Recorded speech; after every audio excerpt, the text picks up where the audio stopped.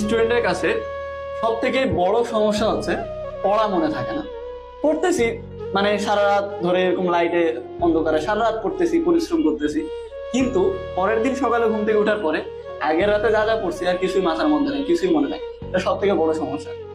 আরো বড় সমস্যা হচ্ছে তুমি যদি ইউনিভার্সিটি অ্যাডমিশন স্টুডেন্ট হও তাহলে, কারণ বিসিএস পরীক্ষা বলো বা যে কোনো লেভেল, এসএসসি, এইচএসসি, বিসিএস, সব ক্ষেত্রেই কিন্তু একটা সিলেবাস থাকে, কিন্তু ইউনিভার্সিটি অ্যাডমিশনে কোনো সিলেবাস নাই।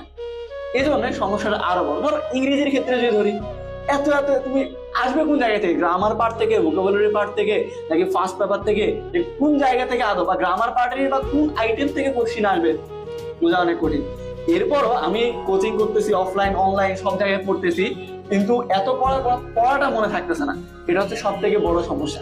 এক্ষেত্রে কি করা যায়? তো আমি একটা সহজ টেকনিক বলি তোমাদেরকে। প্রথম কথা হচ্ছে রিভিশন।